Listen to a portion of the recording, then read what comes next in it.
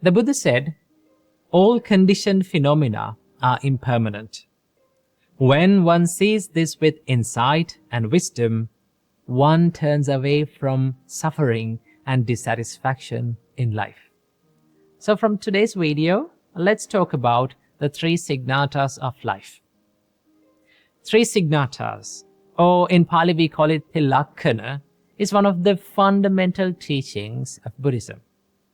The Buddha taught us that these three signatas are the fundamental nature of everything around you and everything within you, right? Everything within you and everything around you carries these three natures of life.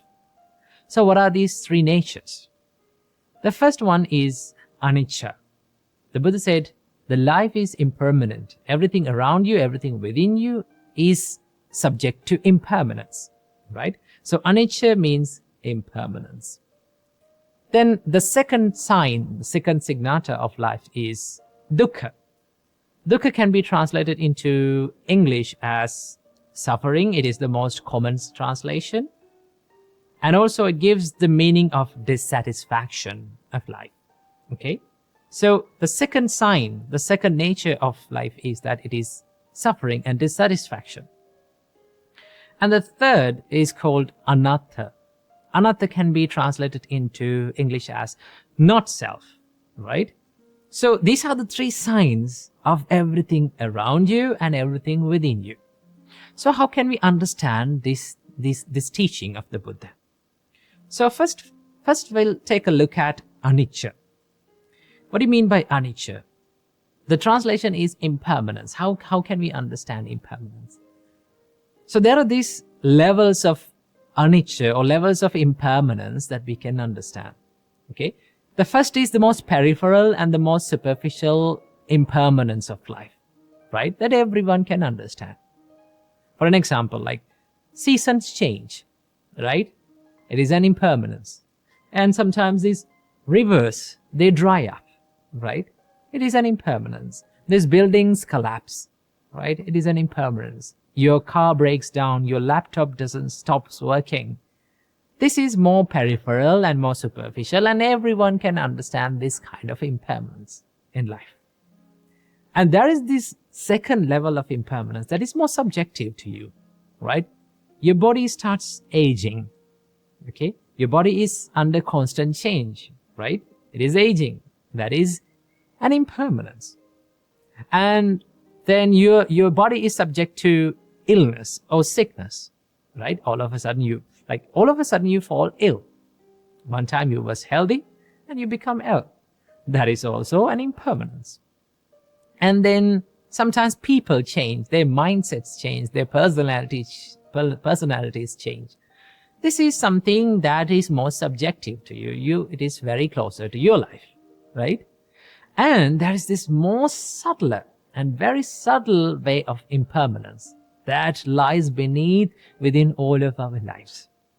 For an example, who you are, okay, what you call yourself is a bunch of experiences, right? You perceive this world and you connect to this world, you get connected to this world through these perceptions, right? These experiences, you see the things from your eyes, you listen to things from your ears, you smell things, you taste things, you feel things to your body, you think from your mind. So all these experiences are under constant change. Just take a look at your life, right? Now, if I ask from you, what happened to all the words that you heard from this video, in the beginning of this video? What happened to them now? They have been changed now. They have become impermanent. So in life, all these experiences, right? And all these perceptions how we perceive this world, all these experiences that we get connected with this world are under constant change. They have this transient nature. Okay? So that is the very subtler and the most deepest impermanence in life, right? So what happens, how this becomes impermanent? The Buddha said why this becomes impermanence is because everything is conditioned. Everything arises due to conditions. For an example, when we see things, right, there should be certain conditions to see for us, for our vision, right? When we hear things, there are certain conditions that occur within us, right? For example, if someone blamed us, okay, in a faraway place, from a faraway place, let's say in another country, someone is blaming us, right? Do we get angry? We don't get angry, right? Because we didn't hear it. Now, when we hear this, okay, as soon as we hear this, now we become angry. So there are certain conditions that they need to come together for our perceptions and for our experiences in this world. So the nature of these conditions is that they are also under constant change. Okay? When the conditions change, our experiences change. That means who you are is under constant change, which we call anicca. Okay? So that is the way that we can understand the impermanence. Now, to understand this subtler impermanence, okay, this deepest impermanence, everyone cannot understand this. This need the meditational development, a developed mind, well-disciplined mind to do that. That is why we practice this insight meditation.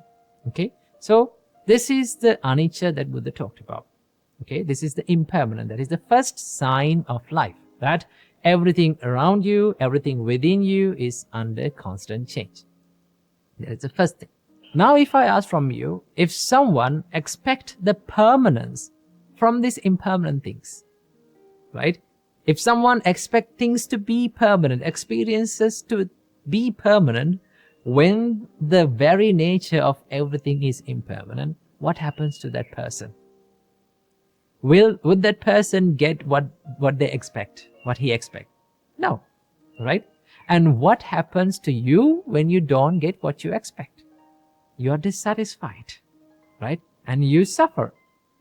And that is what you call the second signata of life, the second nature of life. That is, life is subject to suffering.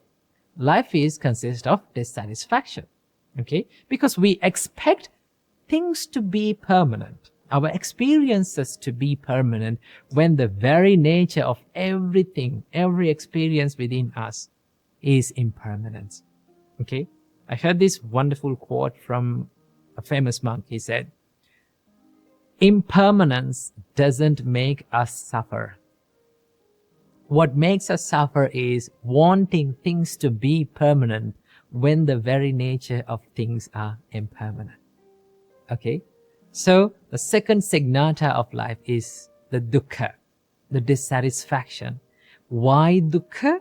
Because things are impermanent and we expect things to be permanent, right? Letting go of these expectations to be permanent is what you call the realization, the liberation, right? Expecting things to be permanent when the things are impermanent is called the ignorance in life.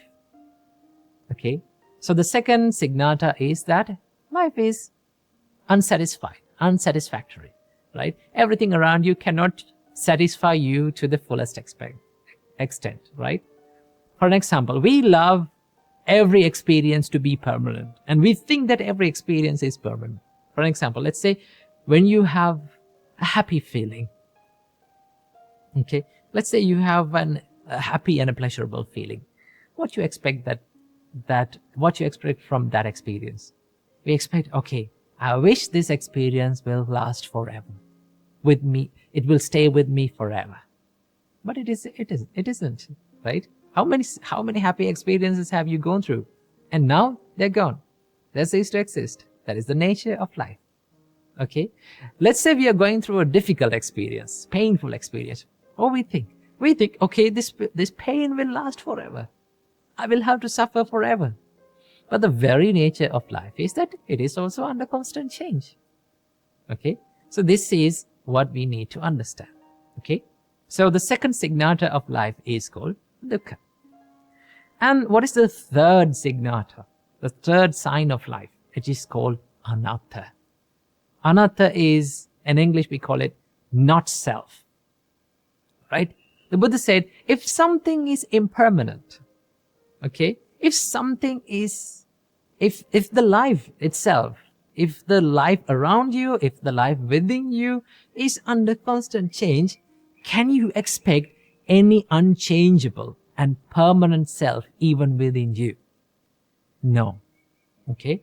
So, anatta means no permanent self, right? Even our consciousness changes according to our perceptions. That is the nature of life. So, if even the consciousness change, right? If even the consciousness conditioned, right? Then we can't expect any self to be permanent. Okay? This is called anatta. Okay? The not self nature of life.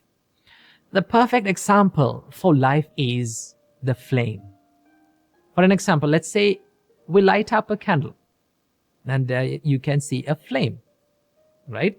Now, you can point out and show the flame, and we see the flame as an object. It appears to be like an object.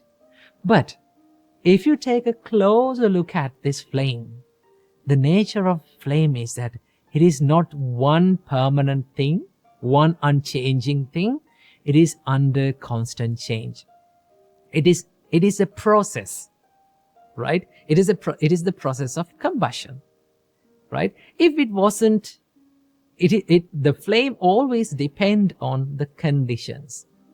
When the conditions are there, the flame exists. When the conditions are not there, the flame ceases to exist. For an example, let's say, can you remove the flame from the candle? You can't. Why? Because the flame entirely depends on that condition, the wick, the wax, the heat and everything. Okay? So our life is always a collection of conditions. Okay? When the conditions are there, the experiences arise. When the conditions become impermanent, the experiences change. This is the very nature of life. So these are the three signatas of everything around you. Look around you, right? Everything, that objects, things, people, right? Your experiences, your body, everything has this very nature.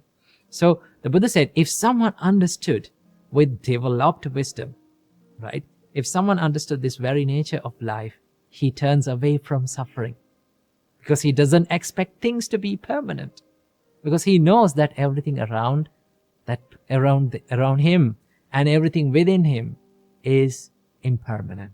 So I hope you got some light about these three signatas of life. So I wish you, may you be healthy and may you be happy and may you be able to realize these three signatas of life in this life. Namo Buddhaya.